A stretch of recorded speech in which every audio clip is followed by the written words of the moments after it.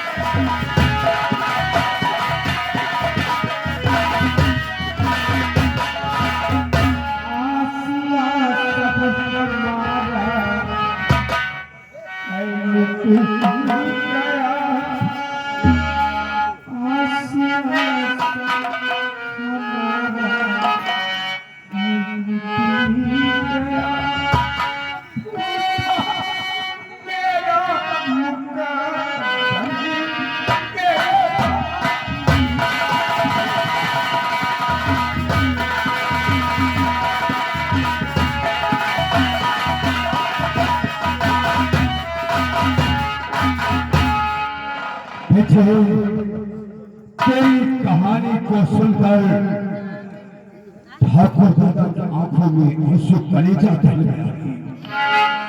लेकिन वो प्यास से तड़प रहे हैं। इसका मकसद क्या हो सकता है? आपका नाम क्या है? कहाँ के रहने वाले हो? और कौन हरामजादा इस मासूम बच्चे पे इतना बड़ा काम आया है? सब बताओ। भाई, तुम एक ऐसे इंसान जो मुझसे पूछा कि तुम्हारा नाम क्या है और कहाँ के रहने वाले। जी हाँ, आज तक कोई मुझसे ये नहीं पूछा कि मैं रहने वाला कहाँ का हूँ।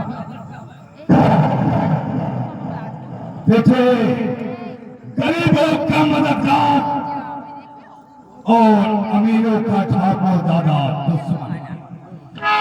उन गरीबों का नाम बताओ जिसने तुम्हारी सीट पे कोहराम खाया है। मैं भी सिधौली का छोटा सा जमींदार हूँ जो आज इस हालात में। अगर आप जानना ही चाहते हैं तो सुनिए, शायद आप हमारी कहानी को जरूर सुनेंगे। एक दिन की बात है, हमारा दोस्त नंदबन गांव का जमींदार ठाकुर हरिकरण सिंह ही अपनी हवेली बुलाया। अच्छा, कि बलकरण मुझे 500 एकड़ जमीन की जरूरत है। हमने कहा वो जमीन तो मेरे इलाके की नहीं। क्या हरकरण सिंह ने कहा? अच्छा, तो क्या हुआ? उसने कहा कि नदी के किनारे फूल बाग बस्ती बसी है, अगर इस बस्ती को खाली करवा दो बलकरण तो हमारा तुम्हारा करोड़ों का फायदा होगा। तो जवाब क्या दिया आपने उसे? लालच में आकर के मैंने क्या किया, उस फूल बाग बस्ती को खाली करवाने गया, लेकिन कोई फूल बाग बस्ती खाली नहीं कर सका।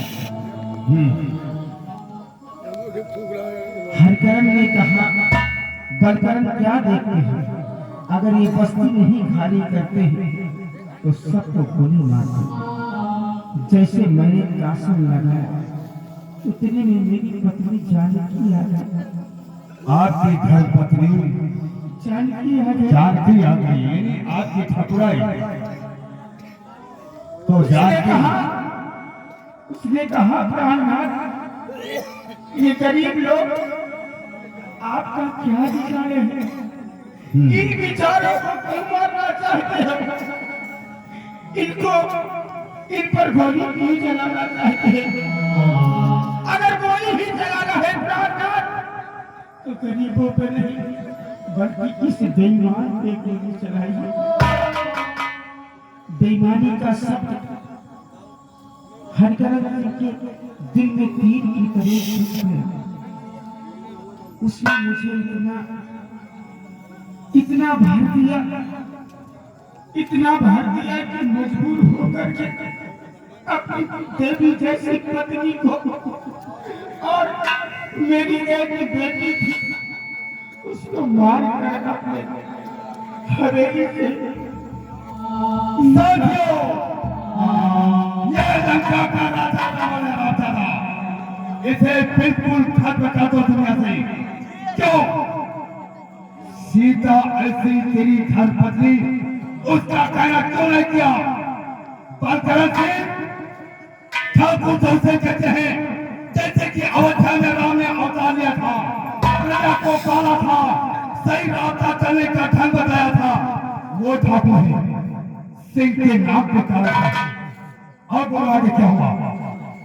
इसके बाद भाई उसने मुझे इतनी शराब पिलाया, लेकिन मेरी पत्नी ने जाते समय एक शब्द कहा। क्या कहा?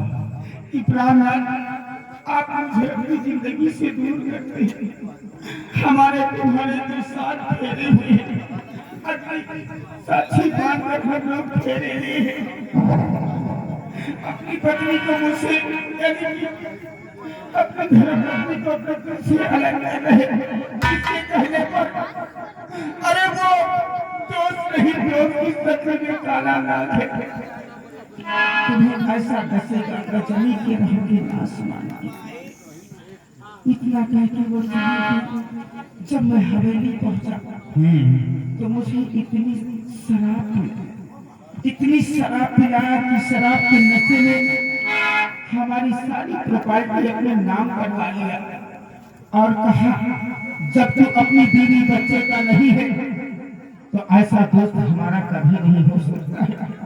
हमें मारकर नौकर द्वारा हवेली से बाहर निकलवा दिया।